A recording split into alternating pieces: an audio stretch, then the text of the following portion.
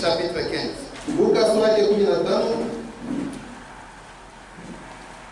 verset 11. shairi 11.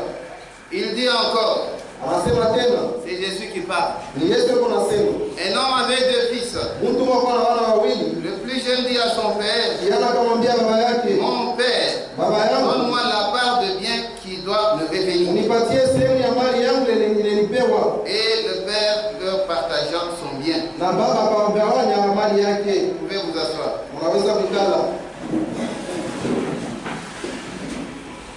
Et en abondant ce chapitre, Na mkwanza kusoma hii andiko, comme nous le disions hier, wakati tunasema jana, cet enfant mtoto a décidé de quitter le toit paternel.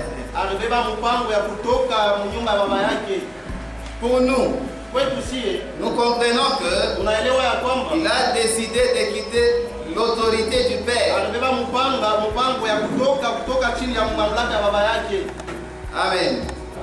Il a accepté de quitter l'autorité du Père. Alitika kutoka na kuacha mamlaka ya baba yake.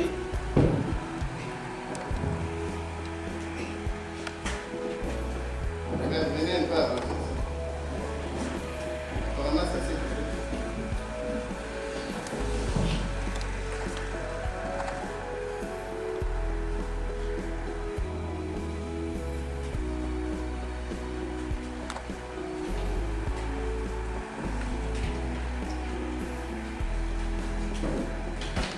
Que Dieu vous bénisse. En attendant, on peut constater en place à plus.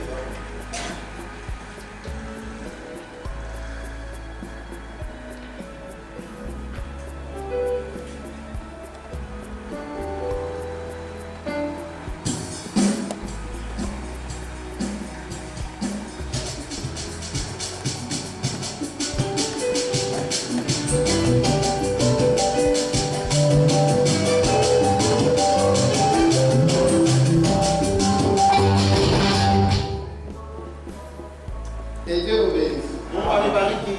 La première des choses que nous retenons dans cette parabole, c'est que ce fils de la maison a décidé de son gré de quitter l'autorité du Père. Il a décidé de s'éloigner de l'autorité du Père. Et nous comprenons qu'il a quitté la maison. La maison du Père. Nous comprenons qu'il a quitté la maison de Dieu. Il a décidé de s'éloigner de l'église. Il s'est éloigné de la véritable église. C'est là que Dieu a placé le véritable ministère.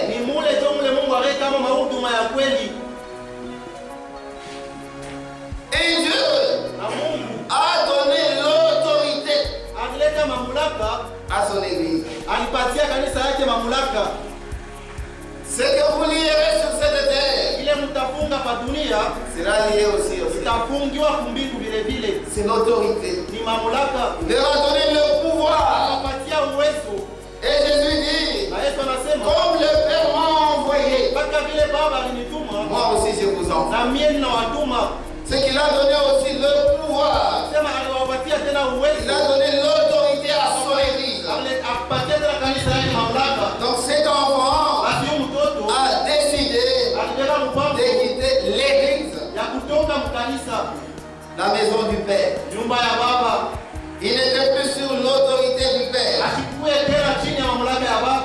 Et vous savez, comme nous l'avons dit, les bénédictions de Dieu sont dans son église. C'est là que Dieu déverse la bénédiction et la vie pour l'éternité.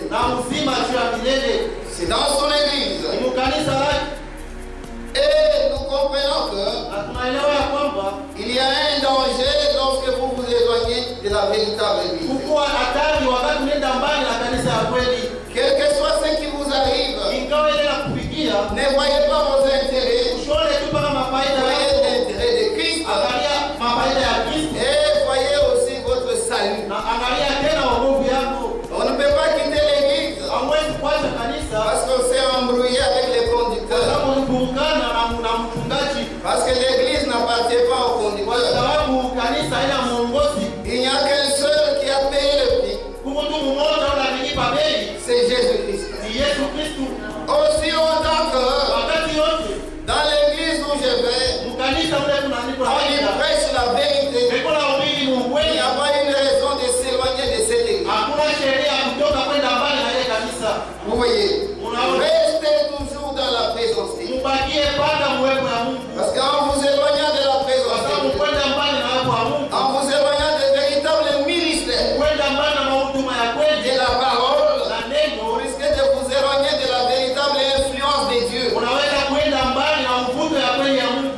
pourquoi ce jeune homme s'est totalement ennuyé.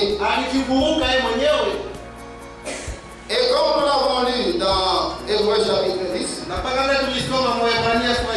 je nous exhorte de ne pas abandonner notre assemblée. Parce qu'il y a un danger. Vous pouvez vous éloigner de Dieu. Et puis, vous prenez une mauvaise voie. Et vous foulez au pied de sacrifice. Parce que lorsque nous venons ici, c'est alors qu'il y a la véritable communion. La véritable communion avec Dieu, c'est par la parole et par son esprit. C'est ça la véritable communion. Je vais vous dire quelque chose. Ne vous éloignez pas de cette communion. Parce que lorsque tu t'éloignes de cette communion, tu es en danger. Même ton salut est en danger. Parce que tu as dit, l'homme ne vivra pas seulement de pain. Vous devez vivre de la nourriture spirituelle. Pas n'importe quelle nourriture spirituelle. La nourriture spirituelle que Dieu vous donne autant convenable. C'est par cette nourriture que nous pouvons vivre. C'est pourquoi la Bible dit, n'abandonnez pas votre assemblée. Comme c'est la coutume de quelques-uns. Ne vous éloignez pas de cette communion. Écoutez, c'est une exhortation de Paul. Au verset 26, il dit, car si nous péchons volontairement, après avoir reçu la connaissance de la vérité, il n'y a plus de sacrifice pour les péchés. Pourquoi il dit il n'y a plus de sacrifice? Parce que c'est lorsque nous communions avec la véritable parole de Dieu que nous pouvons avoir part au sacrifice.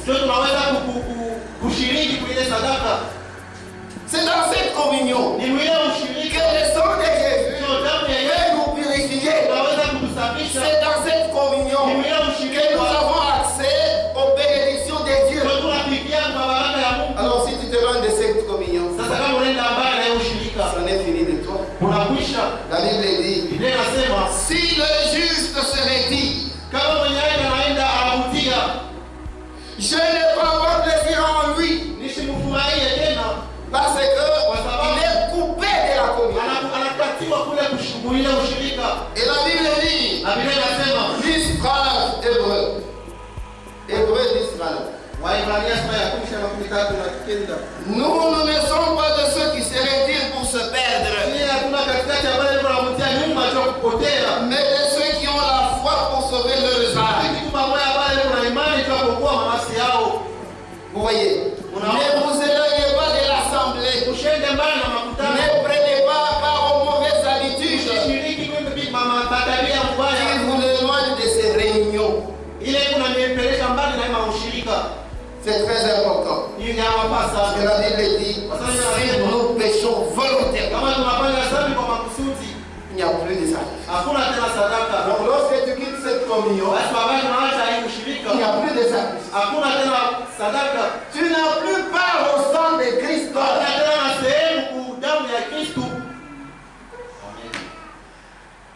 C'est un péché volontaire. Lorsque tu te retires. Vous voyez? Et c'est très grave pour votre âme. Vous pouvez maintenant être séparé totalement de Dieu. Lisons un peu dans Ézéchiel. Ézéchiel 18.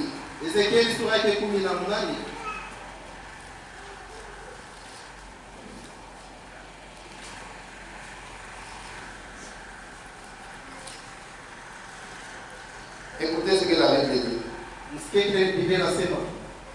18-24. Sura yake 18 ishirini na 24. S'il est juste, Kama mwenye haki se détourne vers sa justice anaacha ile njia ya haki et commet l'iniquité, anatenda uovu, s'il limite toutes les abominations du méchant, kama anabatilisha makufumu yote ya mtu mbaya, vivra-t-il? eti ataishi? La Bible dit, Biblia inasema toute sa justice sera oubliée watu wake wote utasaulika, parce qu'il s'est livré à l'iniquité kwa sababu alijitoa kwa uovu et au péché. na kudhambi. À cause de cela, Kwa ajili ya ile il mourra. atakufa. S'il est juste réduit, Kama mwenye yake anaacha njia ya haki, s'il est coupé de cette communion, kama anajitenga huyu ushirika, la Bible dit, il n'y a plus de sacrifice. Biblia inasema hakuna tena sadaka, C'est fini pour lui. kunaisha juu yake. Il n'a plus part au sang de Christ. Ana tena na sehemu damu ya Kristo, Il sera condamné. bali atahukumiwa. C'est pourquoi la meilleure des choses, Ndio maana kitu kizuri, même si tu as rétrogradé, hata kama wavutia nyuma, la meilleure façon de faire les choses, kitu namna mzuri ya kutenda mambo ya ne kufanya, raisonnez pas, hapana kufikiria, revenez tel que vous êtes. utia mpaka vile wiko, Quel que soit votre péché, ingawa dhambi yako, quels que soient les scandales, ingawa ni kikwazo, revenez. utia.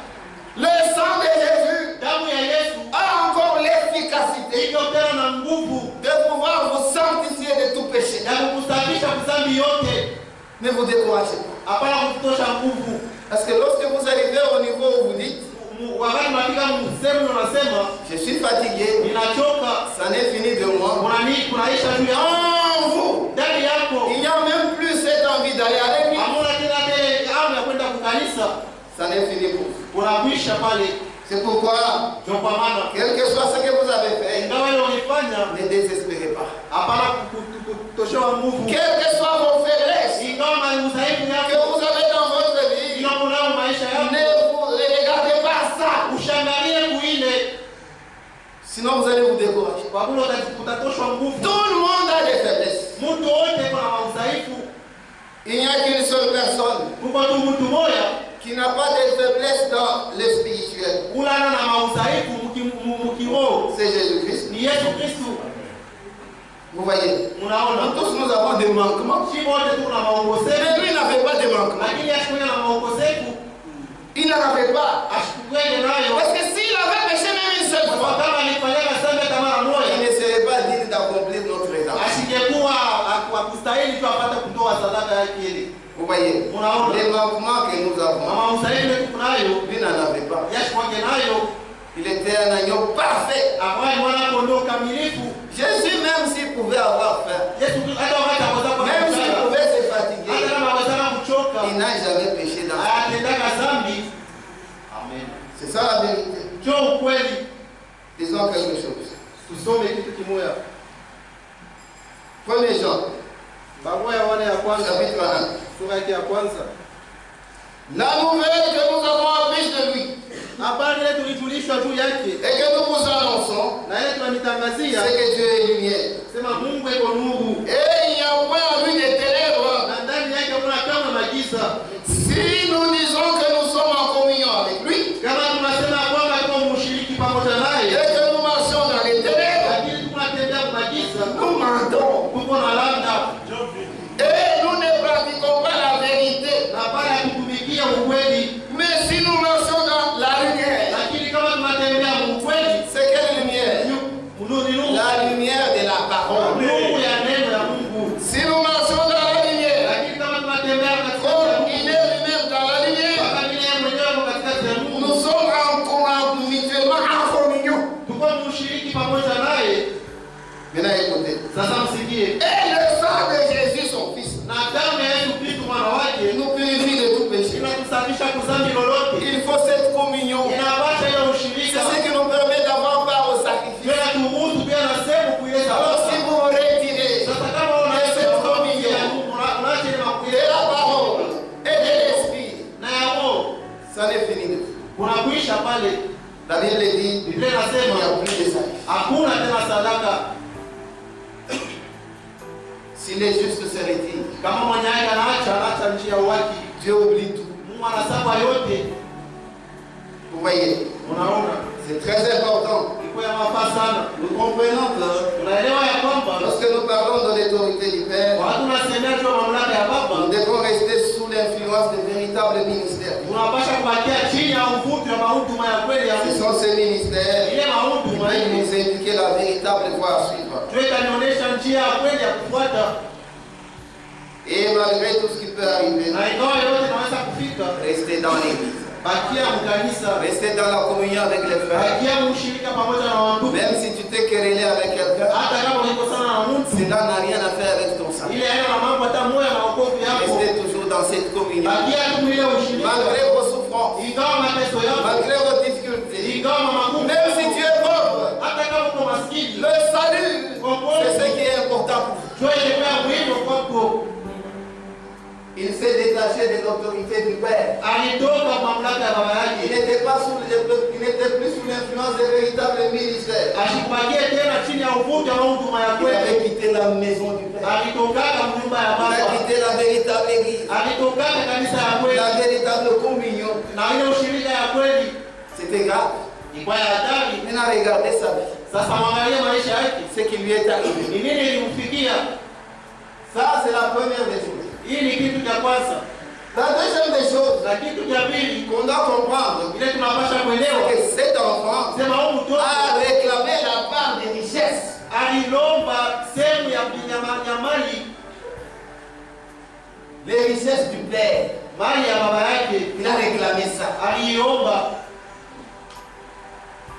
Et on ne doit pas comprendre les choses de manière charnelle. Na atupashe kuelewa vitu namna ya kimwili. La réalité qui est ici, Mambo ya kweli yaliyo hapa, c'est que les richesses du Père, sema na utajiri ya baba c'est ça l'héritage. sio urithi,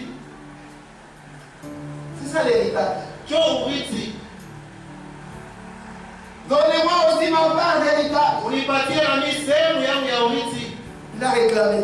Aliomba, Il n'a pas demandé qu'on lui donne l'argent. asikuombe ampatie pesa, hapana.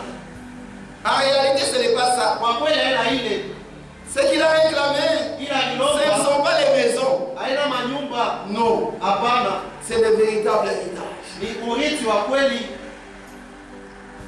Je vais vous lire une pensée Nitamisomea wazo moja de notre bien-aimé frère Franck. ya ndugu yetu mpendwa Frank.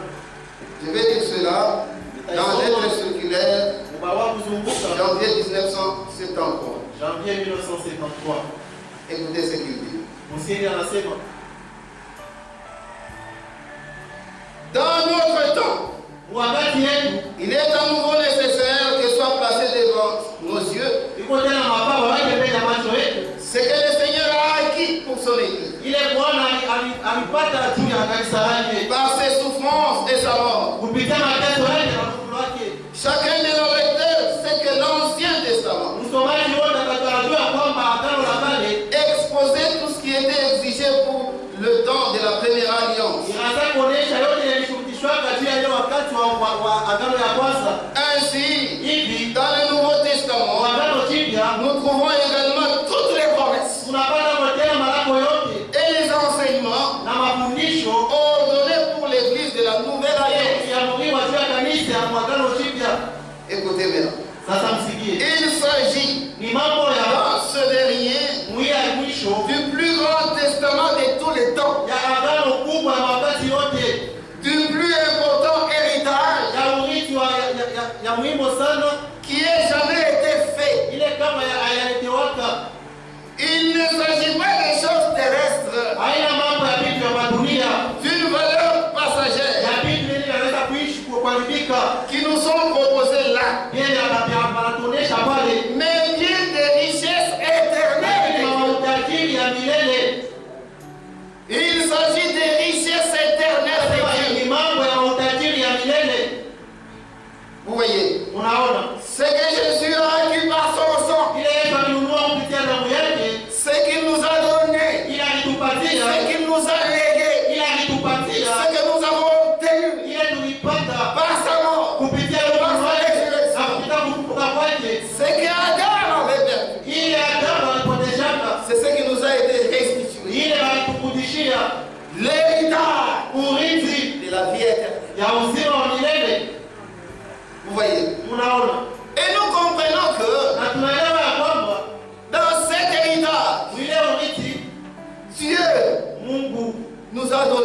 alitupatia des choses que le monde ne peut pas nous donner. vitu vile dunia haiwezi kutupatia.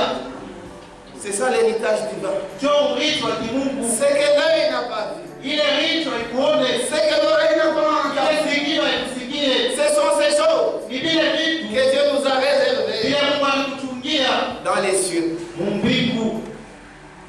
Les véritables richesses. Mautajiri ya kweli C'est ce qu'il a réclamé. ni ile aliomba, Et vous comprendrez que na mtaelewa ya kwamba pour nous, juu yetu aussi longtemps que nous sommes sur cette terre, wakati yote tupa hii dunia, notre héritage, urithi wetu c'est cette parole ni hii neno. Amen.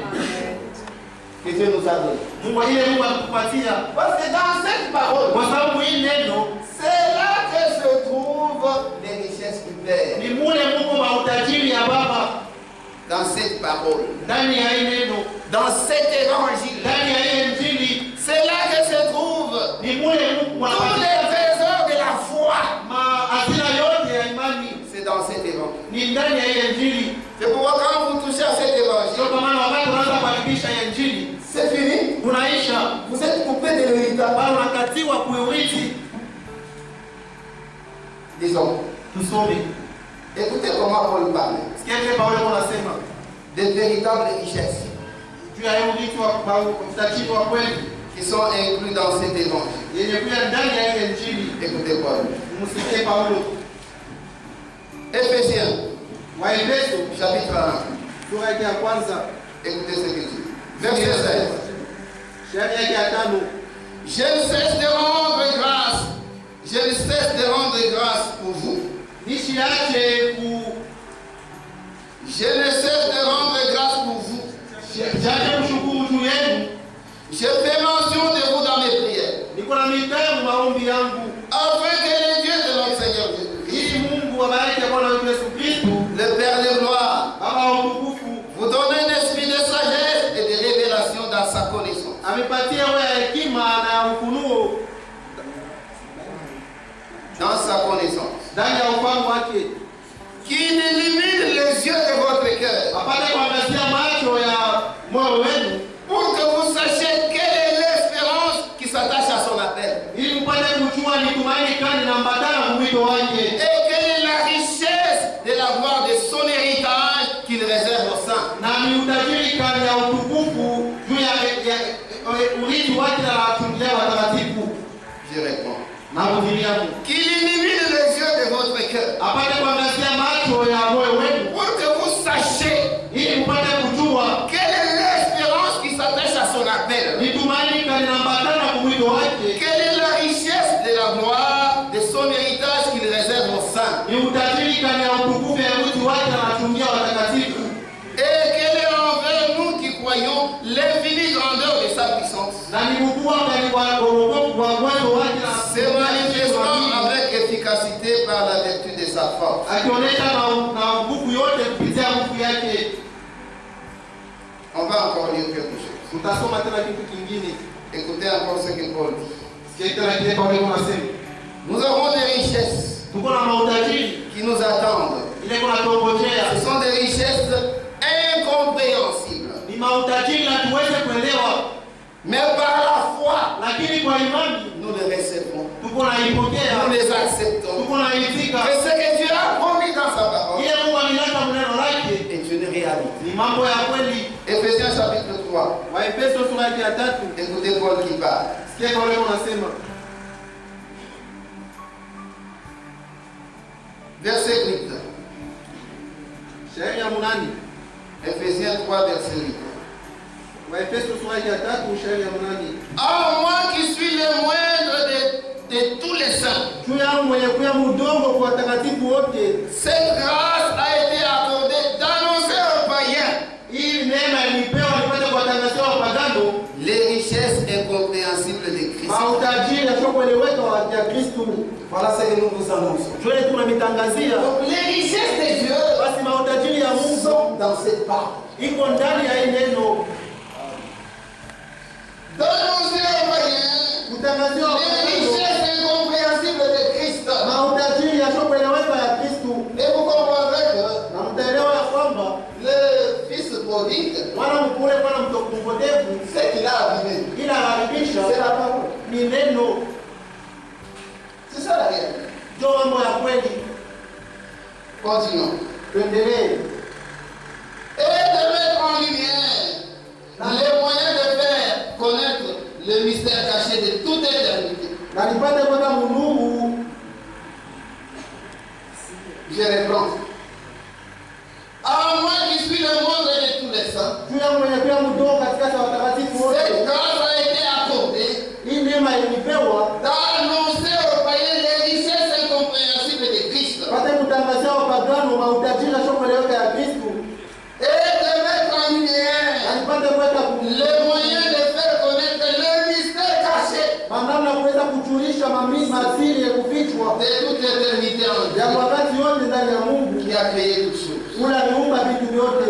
C'est pourquoi les dominations et les autorités dans les lieux célestes Wakati ya kimbingu connaissent aujourd'hui par l'Église inajua leo kupitia kanisa la sagesse infiniment variée de Dieu. neema ya show mipaka ya kuachana ya Mungu. Selon le dessein éternel qu'il a mis à exécution par Jésus-Christ notre Seigneur. Kufatana na mambo ya milele aliweka aliitimiza kupitia Yesu Kristo mwokozi wetu. En lui, nous avons, par la foi en lui, Ndani yake tuko kupitia imani ndani yake la liberté de nous approcher de Dieu avec uhuru ya confiance. kumkaribia Mungu na tumaini.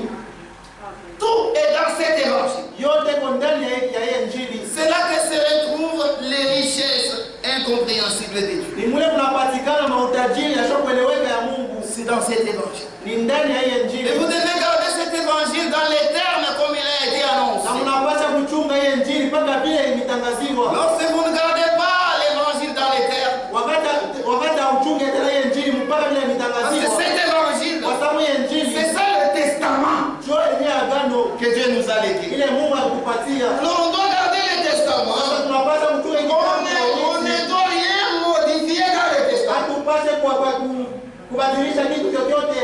pour que ce testament soit valable. Hii kitabu cha urithi kipate pia na bei. Vous voyez, Unaona?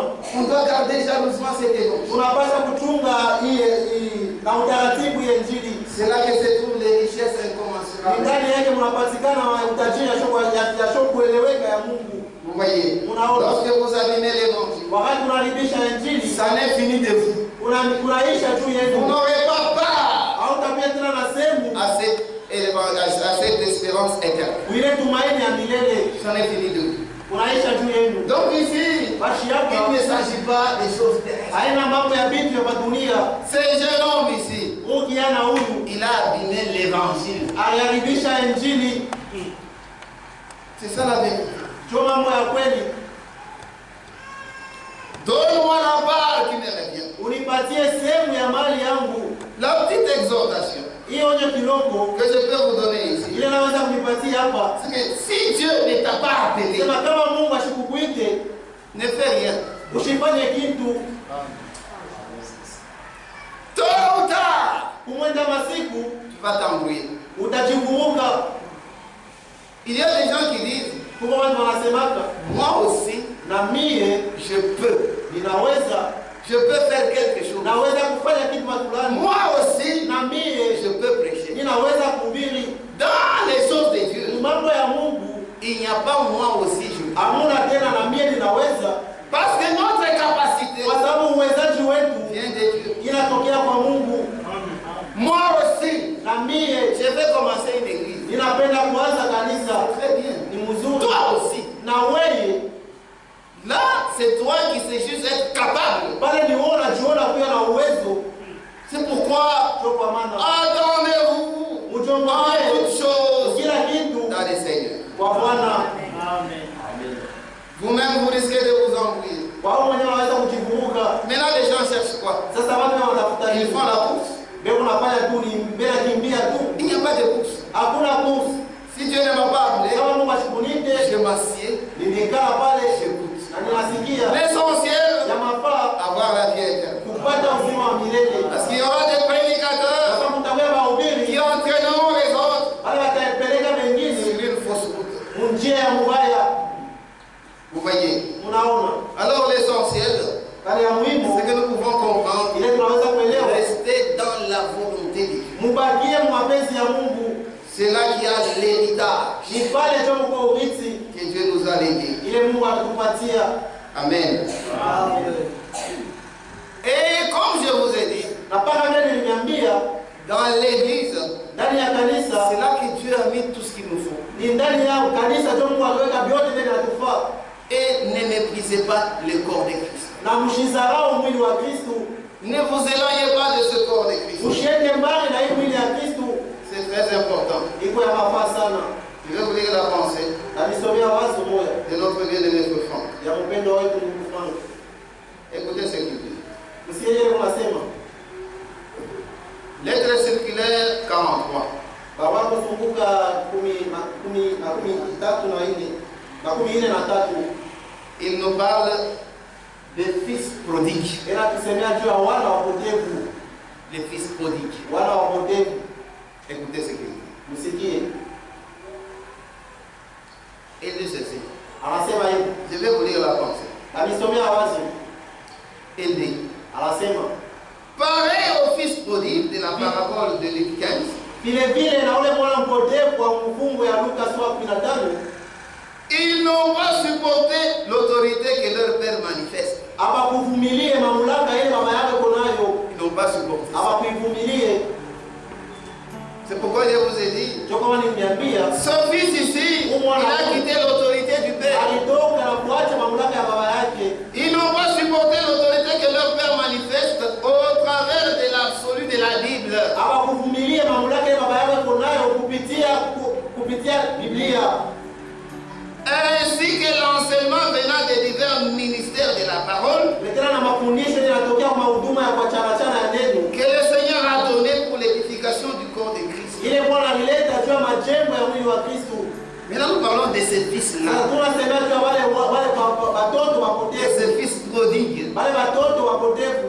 Comme les fils prodigues, Sasa ule mwana mpotevu ils ont bien voulu profiter des richesses du Père. alipenda mzuri kufaika na mautajiri ya baba, Mais lakini pour les dépenser hors de sa présence. sio kwenda kuitumia nchi ya uwepo wake. S'ils avaient quitté la véritable église, Sio walitoka kanisa ya kweli. bien suivi. Sasa mfuate, Pour les dépenser hors de sa sio présence. kwenda kuitumia mbali na uwepo wake, Et selon leur propre volonté. kufuatana na mapenzi yao wenyewe. En effet, Kwa kweli, combien de soi-disant serviteurs de Dieu bangapi gani wanajiita watumishi wa Mungu se sont servis de prédication de Frère Branham balitumia mahubiri ya ndugu Branham pour se faire un nom, tu wapate kujipashia jina moja, en les utilisant selon leur pensée charnelle. kuitumia kufuatana na mawazo yao ya kimwili. Il parle des richesses, Hebu nasema mais utajiri, en réalité, lakini mambo ya il kweli s'agit de la parole. ni mambo ya neno. Vous voyez, Mnaona il a écouté. sasa, msikie, Il y en a beaucoup, kuko wa mingi ces fils prodigues. aba watoto wapotevu. Et Frère Franck, Na ndugu Frank ici, hapa il parle des gens eko nasema tu abantu qui ont été rachetés, bale walikombolewa, pas des païens, hapana wapagano, des gens qui ont été rachetés bantu wale walikombolewa par le sang de l'agneau, kupitia damu ya mwana kondoo, mais qui ont fait une fausse route. lakini walipotola wakwenda mbali. Les fils prodigues, Wana wapotevu qui ont été rachetés wale walikombolewa par le sang de l'agneau, kupitia damu ya mwana mais qui kondoo, ont fait une fausse route. lakini walibeba njia ya mubaya. C'est pourquoi hier, Tokana na en jana commençant la ni prédication, kuanza mahubiri, j'ai posé une question. niliuliza swali moja, Est-ce que quelqu'un qui est né de nouveau, eti mtu alizaliwa il jipya peut faire une fausse route? anaweza kukotola kwenda pembeni? Oui, Ndio, il peut faire une fausse route. anaweza kukotola na kutoka munjia. Il peut même croire des choses qui ne sont pas la parole. Anaweza hata kuamini vitu bila neno. C'est la vérité. Ni kweli. Et la Bible, Na Biblia en Éphésiens, wa Efeso dit qu'on inasema pourrait kwamba être même emporté par toutes sortes de démons. anaweza kubebewa kwa aina yote ya mafundisho.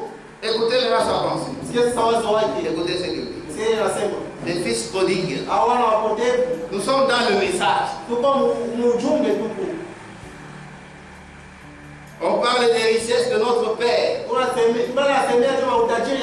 ce qui se passe dans ce message, vous verrez qu'il y aura des gens rachetés par le sang de l'agneau, mais qui seront conduits mal. Vous voyez, maintenant suivez ce qu'il dit. Il dit ceci.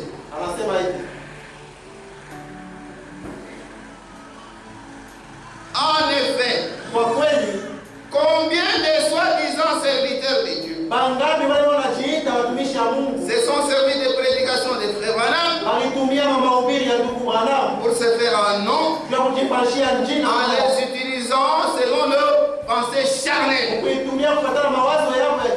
et loin de la maison de leur Père. Loin de la maison du Père. Ils ont quitté la véritable influence du Saint-Esprit. Et vous verrez que dans ce message, la réalité de ce que Dieu appelle, et quand Dieu appelle, il y a des gens parmi ceux que Dieu appelle qui ne seront jamais séduits. C'est ça la vérité. Ce sont les élus. Un élu ne sera jamais séduit. Quelqu'un qui a le Saint-Esprit ne sera jamais séduit. Maintenant suivez. Il dit ceci. Ils ont dépensé tous leurs biens en faisant quoi?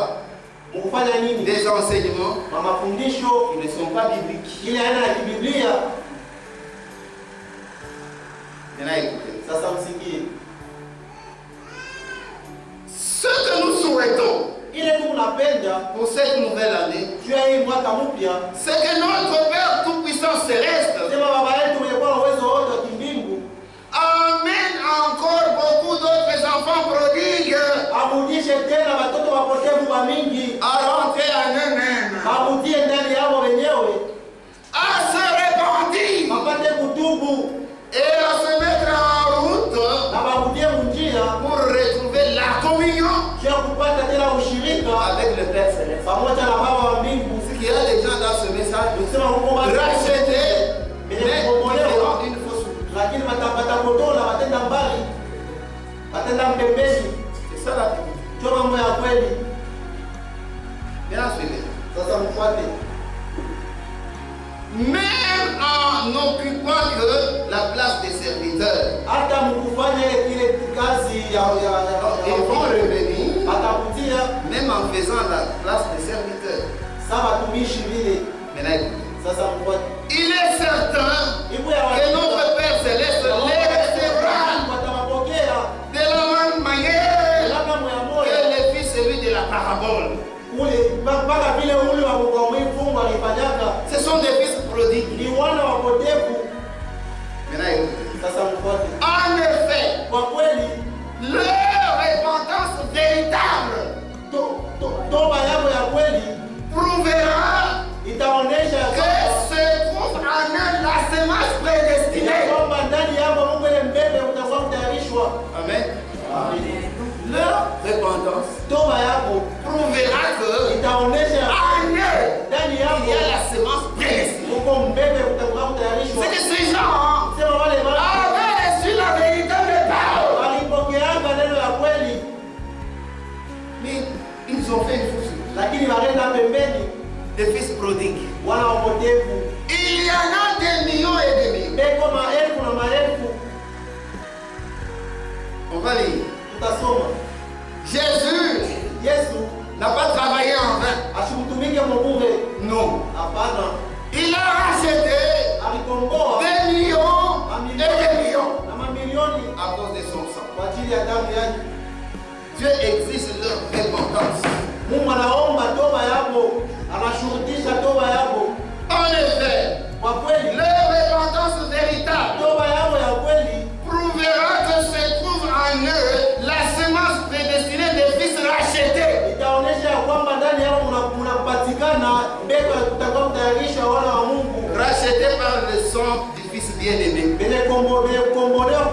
bien-aimé. Ce sont des gens qui ont été rachetés, mais qui vont faire une fausse route. Les fils prodigues. Et vous comprendrez que quand la famille vient, ça sera l'accomplissement de Amos au chapitre 8. Donc cette parabole parle de ce message. Vous voyez, disons, retournons. Écoutez ce que dit la Bible.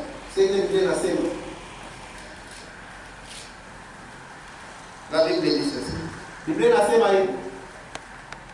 15 verset 13.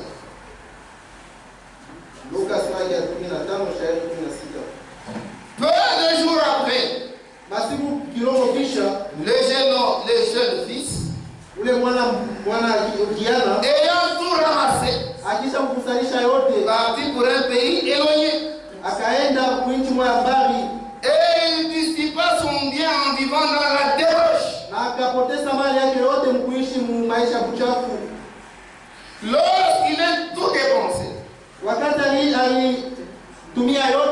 une grande famine survint dans le pays. Cette famine, c'est l'accomplissement de Amos 8. Alors lorsque ces fils prodigues, ces fils auront tout dépensé, il y aura une famine. Et avec cette famine, il y en a d'entre eux qui rentreront en eux-mêmes. C'est ça la parabole. La Bible dit, lorsqu'ils auront tout dépensé, donc ils vont se rendre compte qu'ils n'ont plus la vérité. Et la famille est là. Toi, seulement prédestiné. As-tu accepté de te rassasier des carouches? Ça, c'est l'aliment des pourceaux. Tu vas regarder en tant que sémence prédestinée. Il faut rentrer à la maison du Père. C'est ça la vérité.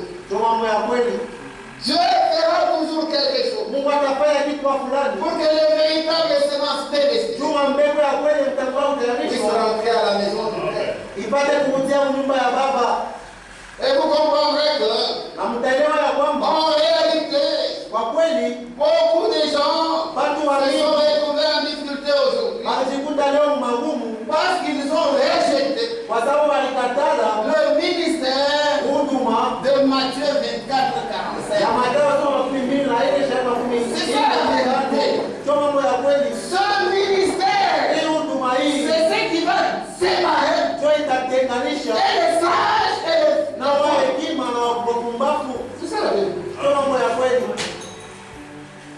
Nous sommes dans un temps de séparation.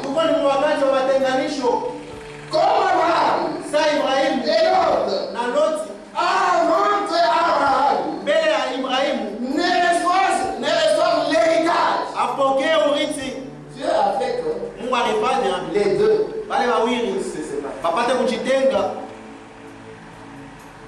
Parfois les gens pensent que en réalité, quand vous prenez la femme d'Apocalypse 12, c'est elle l'église. C'est de là que sort l'épouse. Vous voyez? Et c'est de là aussi que sortent les vierges folles.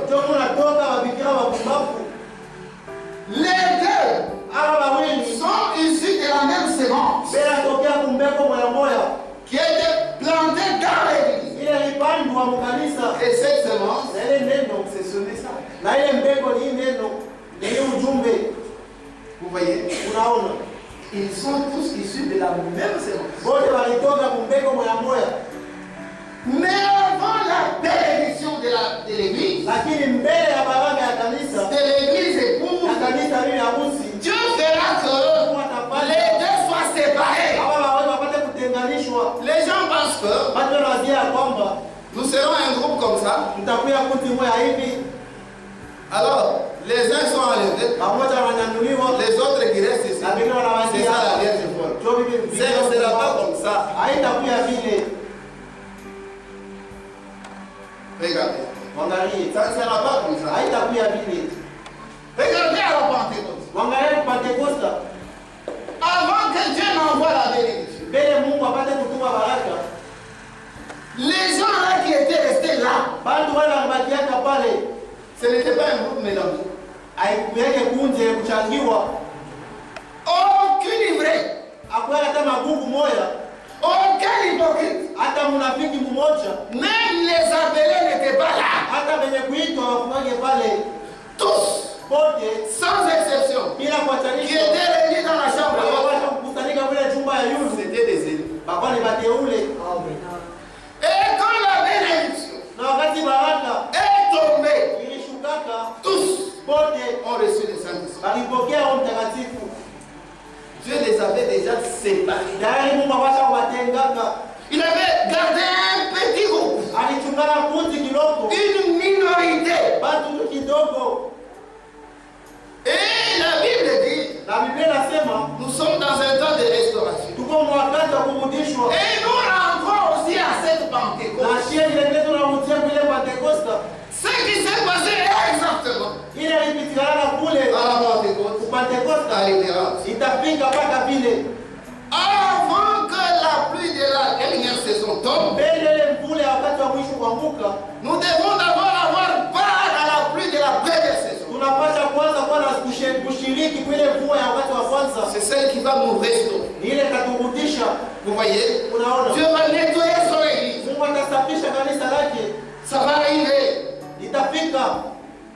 Et vous comprendrez Na que mtaelewa ya à kwamba la fin, kumwisho il y aura une minorité kutakuwa watu kidogo tu qui vont former l'épouse. ndio watatunga bibi ya Et c'est sur cette épouse na ni yule ile bibi ya que descendra ndio la dernière onction.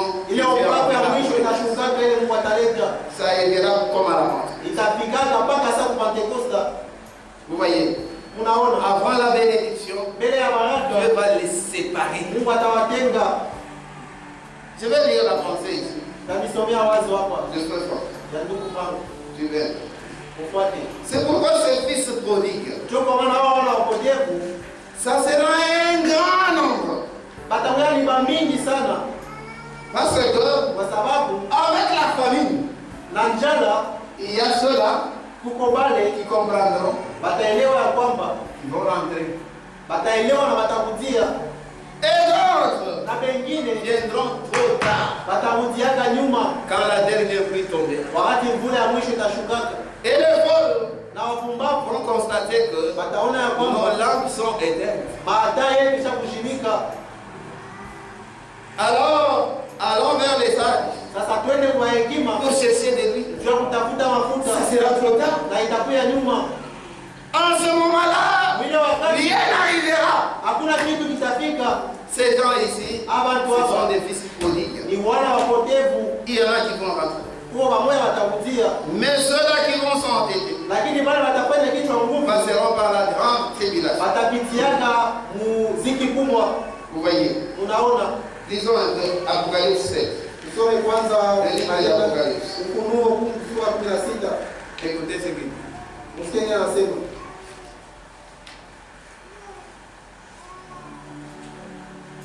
Et Jean les a vus aussi. na Yohana anaona vile vile Ce sont des gens qui avaient fait une fausse route. ni bantu wale wanaendaka pembeni, Et frère Franck va plus loin.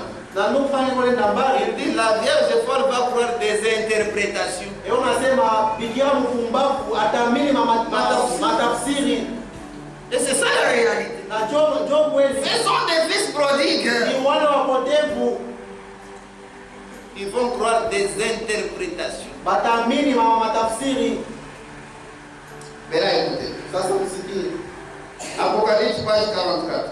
Ufunuo ukurasa wake 14. Ceux qui demeurent fidèles pendant la grande tribulation wakati wa ile ziki kubwa apparaissent lors de l'établissement du royaume de Dieu devant les trônes. Inaonekana wakati wa kuwekewa utawala wa miaka 1000 mbele ya kiti cha enzi. Et la Bible dit, Na Biblia inasema ils ont lavé leur robe walisafisha makazi et les ont blanchis dans le sang de l'agneau. walisafisha damu ya mwana kondoo. C'est pourquoi ils sont devant les trônes de Dieu. Choko mwana beko mbele ya kiti cha enzi ya Et Mungu. les servent jour et nuit dans son Na temple. beko namtumikia usiku na mchana hekalu yake. Maintenant écoutez. Sasa msikie. Page 47. Darasa la 14 Cette foule innombrable ile kundi kubwa ya watu qui sert le Seigneur dans son temple wale wanamtumikia Bwana hekalu yake est constituée des rachetés inatungiwa na wenye kukombolewa venus de la grande tribulation. wale wanatokea muziki kubwa. Alors que l'église épouse Japo bibi akanisa bibi harusi habitera dans la nouvelle Jérusalem atekalaka Yerusalemu mpya avec laquelle elle est identifiée. pamoja na ile anatambulishwa Cette foule ile kundi que personne ne pouvait compter. hakuna mtu aweza kubarula.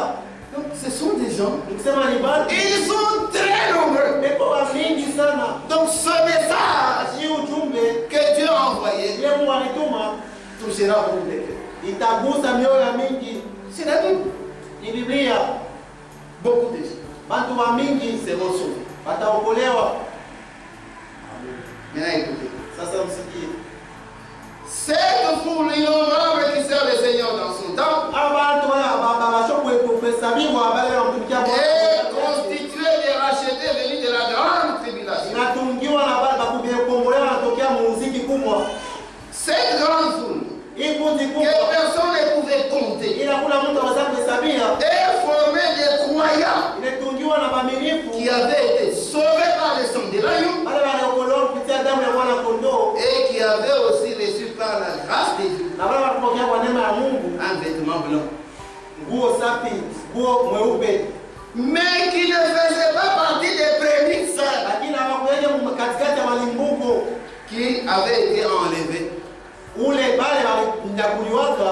Donc ces gens ici Msema hawa avaient manqué à l'enlèvement. balikusaka kunyakuliwa. Donc cette écriture parle de la Vierge folle. Inasemea juu ya bikira mkumbavu. C'est ça la grande foule Joe wale bantu qui avait été rachetée wale wakombolewaka avant l'enlèvement. mbele ya kunyakuliwa. Maintenant écoutez. Sasa msikie. Ce n'est pas la tribulation qui les a purifiés Aina ziki ndio wasafishwa ou qui leur a apporté le salut. wale wapatia wokovu. Ils étaient déjà sauvés avant cela. Tayari walikuwa wamekombolewa mbele ya ile ziki. Donc on parle des gens Sio nasemea qui étaient sauvés wale walikuwa wamekombolewa avant l'enlèvement, mbele ya kunyakuliwa, mais qui ont raté l'enlèvement. lakini walikosa kunyakuliwa. C'est pourquoi je vous ai dit, Ndio niambia le grand problème, mambo kubwa c'est le ministère de Matthieu 24-45. ni huduma ya Mathayo 22:24. Les vierges folles, Babikira ce sont les gens qui ne seront pas d'accord avec ça. ni bantu wala wataitika hii huduma, Ils ne vont pas croire ça. hawatayamini. Non seulement ça, Hapana tu ils hii, ne vont pas croire même les ministères qui sont reliés à la même influence. hawataamini tena hata mahuduma ile yenye kuungana kwa ile uvuto ya moyo, Elles n'accepteront pas ça. hawataitika. Vous voyez, Unaona? mais quand tu rejettes ça, Wakati unaitupilia tu vas te retrouver dans la lumière. utajikuta mungu kamwe. C'est pourquoi leurs lampes, ce sont les têtes. Ndio kwa maana manungu mataa yao ni zile. Et toi, tu n'as pas de lampe éteinte, Na wewe una mais tu continues à marcher dans la vérité. lakini unaendelea na kutembea mkweli. Non, c'est contraire à lui. Ile ni inapinganisha Biblia. Parce que la Bible dit, Kwa sababu ile ta inasema parole neno est lako une lampe à mes pieds. ni tangu miguu yangu. Mais si elle est éteinte, Sasa kama imeshakushimika tu marches comment? unatembea En chini tâtonnant dans l'obscurité. mkubahatisha Et tu ne sais pas où tu vas. na haujue kule Et kunaenda. frère Franck dit, Na ndio fanya ces unasema gens-là se sont arrêtés au milieu du chemin. alisimama katikati ya njia. C'est ça leur folie. Ndio bazimu yao. L'achèvement est là. Mwisho ni kule Ils sont sortis. kwa walitoka. Mais arrivés au milieu du chemin, Lakini kufika ils vont s'arrêter quelque part atasimama en kwa rejetant ce ministère kutupilia hiyo huduma. et ne vont plus avancer. Na hataenda mbele Ils ne tena. peuvent plus expérimenter la préparation. Hawataweza tena kumalizika kwa Ce sont mambo. des vieilles folles. Ndio kwa maana niko wapumbavu. Un sage, Mtu wa c'est hekima celui qui discerne. ni ule kuna kufafanua. Ils n'ont pas de discernement. Kwa bana na Ils kufafanua. n'ont pas pu discerner Hawakuweza le kutambulisha temps dans lequel nous vivons maintenant. hawawezi kutambua wakati ule tuko naishi hapo Ils sont passés à côté. na walipita pembeni, Mais ce n'est pas que lakini ils vont se perdre. watapotea. Hapana, Parce hapana. que la Bible dit, Biblia inasema sur ces chemins, ile njia ile même les insensés, hata wapumbavu ce sont des ni insensés. wapumbavu. Amen. Même les insensés ne se perdront pas. Hawatapotea hapo, hapana. Les vierges folles, ce sont des vierges insensés. Wabikiwa wapumbavu, Mais qui ont reçu la grâce. lakini wakupokea neema ya Mungu. Mais écoutez comment il fait les commentaires. Sasa usikie vile Biblia inasemea hapo, Il dit ceci. anasema hivi, Ce sont des gens qui ont reçu un vêtement blanc. ni bado wale wapokea nguo mweupe, Mais qui ne faisaient pas partie des prémices. lakini hawawezi katikati ya malimbuko Qui, elle, a été enlevée. pale ile yo ilinyakuliwa. Ce n'est pas la tribulation qui les a purifiés. Haina ziki kubwa je kuwasafisha Ou qui leur a donné le salut. wala kuwapatia wokovu. Ils étaient sauvés avant cela. Pamoja kukombolewa tayari mbele ya hili, Mais ils n'étaient pas prêts pour l'enlèvement. lakini hawakuwa tayari kwa kunyakuliwa. Maintenant, écoutez. Sasa msikie, Le salut wokovu est également valable pour eux. iko kweli kweli na bei juu yako, iko ya kweli kwako, iko hapo ndani yako. Le salut Wokovu est également valable pour eux. iko hapo tena juu yako, Pour tous ceux qui sont réconciliés avec Dieu. juu ya wote wale washa kupatanishwa na Mungu Sans égard à quel groupe ils appartiennent. bila kuangalia ni mkundi kalibeko. C'est-à-dire quand vous comprenez bien, Sasa wakati unaelewa ils avaient formé un autre groupe. balitungana kundi ingine, C'est ça la réalité. ndio mambo ya kweli. Sans égard à quel groupe ils appartiennent. Bila kuangalia ni kundi kalimule beko. Et ce n'est possible que par le sang de l'agneau. Inawezekana tu ni kupitia damu ya mwana kondoo. Les bonnes œuvres Matendo et mema les tribulations na maziki n'ont jamais sauvé quelqu'un hayaokoa mtu ou donné la vie éternelle. wala kuleta uzima wa milele. C'est uniquement en Jésus-Christ Ni ndani tu ya Yesu que Dieu a fondé une nouvelle alliance ndio Mungu alileta alitunga agano jipya par le sang versé à la croix de Dieu. kupitia damu ya mwangilo wa msalaba wa Golgotha. Quiconque croit cette vérité Yoyote anaamini na ukweli expérimente la réconciliation, eko na shiriki eko na onja kupatanishwa personnelle avec Dieu kupatanishwa pamoja na Mungu et reçoit la vie éternelle. na eko napokea uzima wa milele. Vous voyez, Unaona, aujourd'hui, leo on ne sait pas hatujue qui est folle ni nani mpumbavu et qui est sage. na ni nani wa Mais la hekima, réalité, c'est lakini mambo ya kweli la Bible définit certaines caractéristiques. Biblia iko naleta mama utambulizi moya. Les sages Bahekima se préparent. beko najitayarisha, Ils obtiennent de lui, beko napokea mafuta ils mettent dans leur vase. na beko naweka vyombo vyako, Mais les folles, lakini leur wapumbavu caractéristique, c'est qu'ils vont rejeter la volonté de Dieu kutupilia mapenzi ya Mungu pour leur temps. juu ya wakati yao, Et vous comprendrez que na mtaelewa ya à kwamba la fin, mwisho lorsque cette bénédiction tombe sur les sages, wakati baraka inaanguka chini ya benye hekima, c'est alors que les folles ni pale benye sauront que baba nous avons fait une fausse route. batajua ya kwamba tulikotola tuenda Nous pembeni, voulons aussi recevoir la même bénédiction. na sisi tunapenda kupokea baraka moya moya. Les sages vont dire, Ikiwa il n'y a pas moyen. hakuna namna, Il n'y a pas moyen. hakuna namna. Allez vers ceux qui vendent de l'huile. Mwende kwa wale wanauzishaka mafuta Je termine, lettre circulaire 50. hawakuzunguka serikali. Les vierges folles Wabikia wapumbavu n'ont visiblement pas trouvé cette pleine relation avec le Seigneur, wakuonekana wakupata ile mapatano kamilifu pamoja na Bwana avec la vraie Église. na kanisa ya kweli. Elles ne sont pas entièrement délivrées de traditions, Abakombolewa kweli kweli na mabisela, si bien que hata pour kama avoir de l'huile, juu ya kupata mafuta elles vont vers les revendeurs beko nenda kwa wale wanauzisha, plutôt que vers Jésus. japo kweli pahali pa kwenda kwa Yesu Et elles n'en auront même na pas. hawatapata hata kupata. Quand ils vont en chercher, Watu wanaenda c'est kutafuta, alors que l'époux vient. ni pale bibi ya Bwana harusi iko nakuja. Vous voyez? Unaona, Donc ce sont des gens basi ni watu qui ont cru réellement ce message, wale waamini kweli kweli qui ujumbe sont rachetés, na basha kukombolewa, mais qui feront une fausse route. lakini batenda pembeni. Que Dieu vous bénisse. Mungu awabariki.